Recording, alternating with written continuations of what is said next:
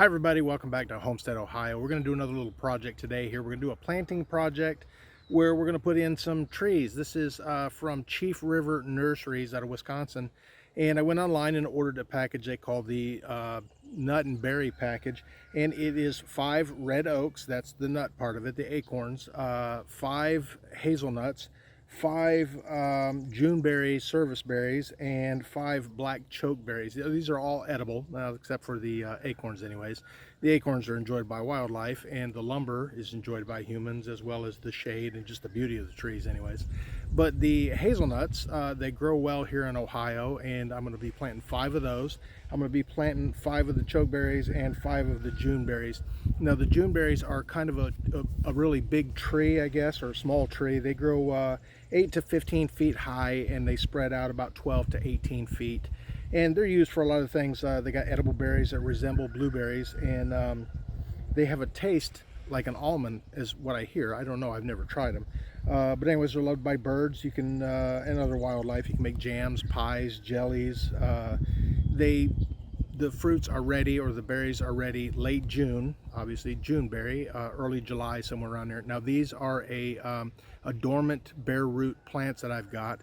So I've got to prepare the areas for it out here, and I've got plenty of room out here alongside the shooting range, the long range, and I'm going to put some of those in. And right now I'm only going to plant 5 of each. Later on I may plant some more of the hazelnuts, because I'd like to get a pretty good crop of those and use those. The hazelnuts are used for, I mean, you can eat them plain. I like them plain anyways, and that's what Nutella is made out of. If you ever had that, of course it's sweetened up a lot and with a lot of chocolate added to it, but I enjoy eating them just plain. The black chokeberry can be used for a lot of things. They're an edible berry. They say they taste pretty bad to humans. They're really bitter, but you can cook them and they have culinary value to them. They also can be used in alcohol, energy drinks, canned jams, jellies, and all that kind of stuff. So we're going to get these things planted. I've got some stakes already marked out here, and I'm going to use the auger on my tractor to dig a small hole and get it prepared. I've got some tree and shrub planting soil. I wanted to put some sphagnum peat moss in there and some manure, but the stores were all out of it. Like I said, I'm a little late in this year's projects, but we're going to see how they do anyways.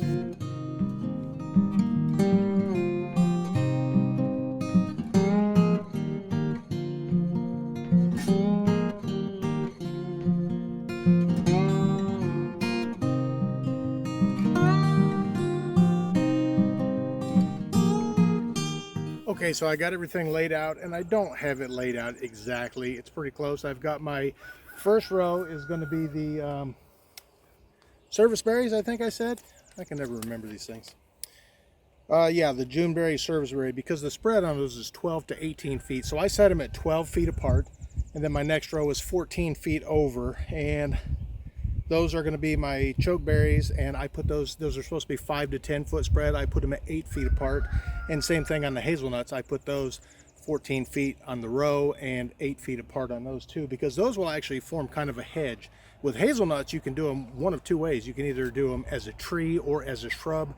I'm going to do these as a shrub, just let them come out and do whatever they want, let them grow crazy.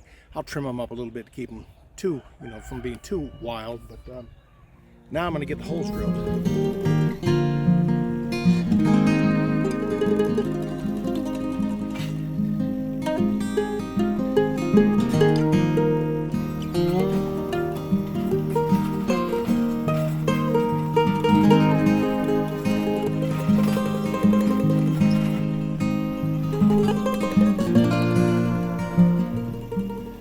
Okay, so there's the first hole. Not much of a hole, doesn't need to be that deep. This is actually up here some pretty decent soil. A little clay in it. Not bad though, still a pretty good bit of organic matter in it. Now the hole you need to drill about twice as deep as the root ball and 3 times as big around. These are bare root plants, so they're very small roots in them, but actually might drill that one just a little bit deeper. That's not very deep. I've only got it about I guess about 8 inches deep. I'm going to take it down quite a bit more, and I'm going to put some of this is stay green. Like I said, I wanted to just put peat moss in there and compost, but they didn't have any more at the store. So this is tree and shrub garden soil. So I'm going to dig this out, put some of that in there, and blend it with the native soil too. So it'll give the tree the best chance of surviving that I can. A lot of rocks in this too. A lot of it.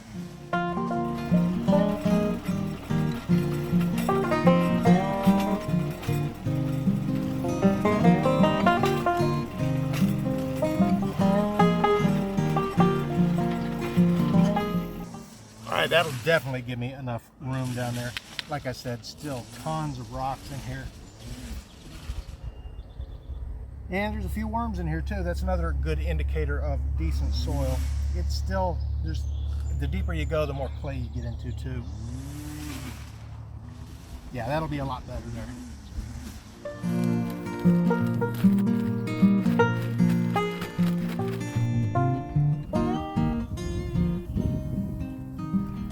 All right, I got 14 more of these to do for the berries and the hazelnuts, and then the oak trees are going to be random around the property.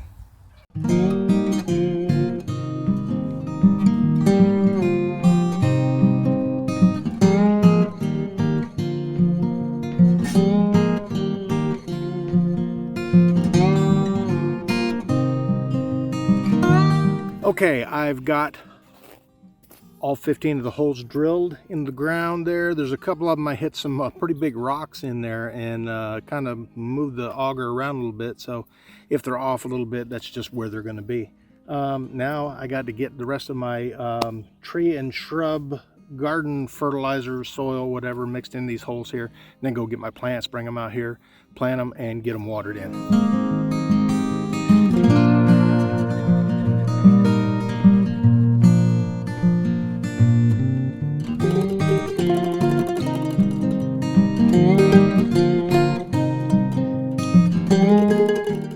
Okay, I've got my trees here.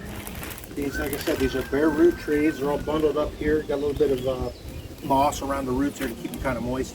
And I got the planting guide here, and I got some of this. This is super spore. It's to help the roots, I guess, take a little faster. And what you're supposed to do, there's two different things here. With the trees, before planting, you got to soak the roots in water for 6 to 8 hours immediately prior to planting. Now, I am going to plant them today. It also recommends doing it on a cool or cloudy day, and today, as you can see, is not cool or cloudy. But it's like 2 o'clock in the afternoon right now, so 6 to 8 hours, so I can let them soak and then plant them when the sun starts to go down and starts to cool off a little bit.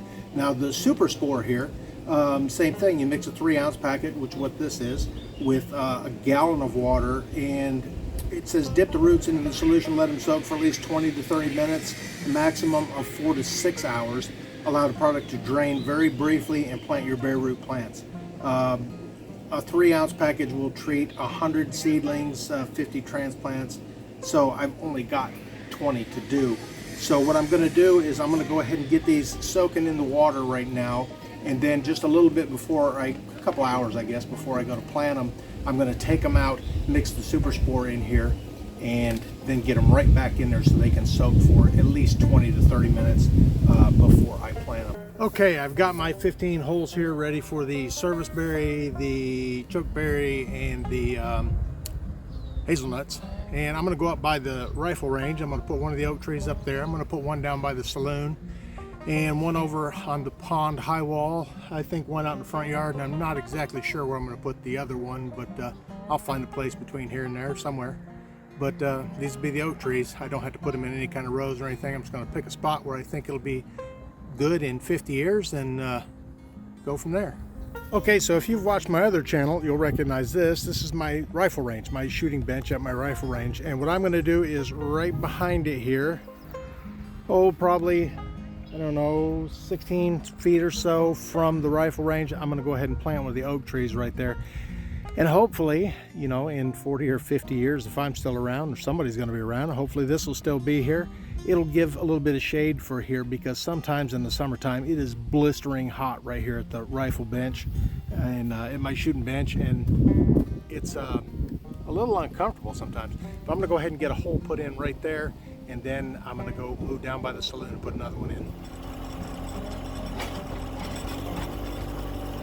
Okay, so now we're down here by the saloon. I'm probably about 50 feet away from it, kind of in this open area right here. I don't do anything with this area, so it's another good place for a 70 to 90 foot tall oak tree. And this is at the northwest corner of the pond. There's a flat high wall that goes around here, so I'm going to put one up here on this corner.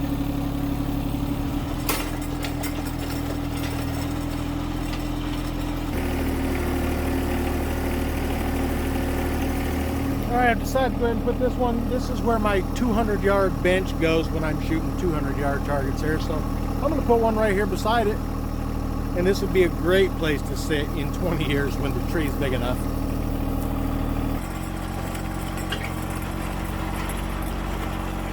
Okay, the sun is down behind some clouds. Now is a good time to get these plants in the ground.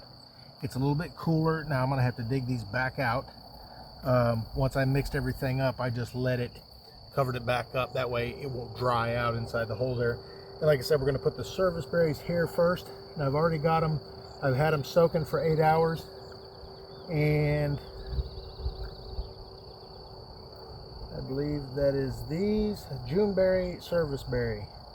So I'm going to get these planted in the ground here. All right, so you don't want to ball them all up. And I want them to go down in there as deep as I can. So I need to get that dug out. And you want to plant these. You want the very highest root on the stem there to be just below the surface, just barely below the surface. So we'll get that in there. Yep, that ought to be just about right. Now there's several different ways you can plant them. You can plant them with a planting tool where it just pushes down in the ground and kind of makes a slot in the ground pretty much. And then you put your tool beside it and then close the slot up. But these, since I wanted to amend the soil too, I needed to do this. And we want to gently pack that dirt in there. Make sure the plant is up high enough. All right, now that I've got that, I'm going to get my jug of water there and water it in.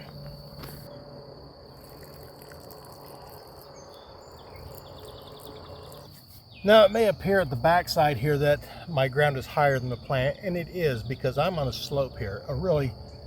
It's a pretty steep slope really, but the front side here is lower than the plant, so I don't have to worry about too much flooding in there. And I will put some more water in there. And I've got 14 more of these to do, plus I've got 5 oak trees in there I got to get scattered out the property.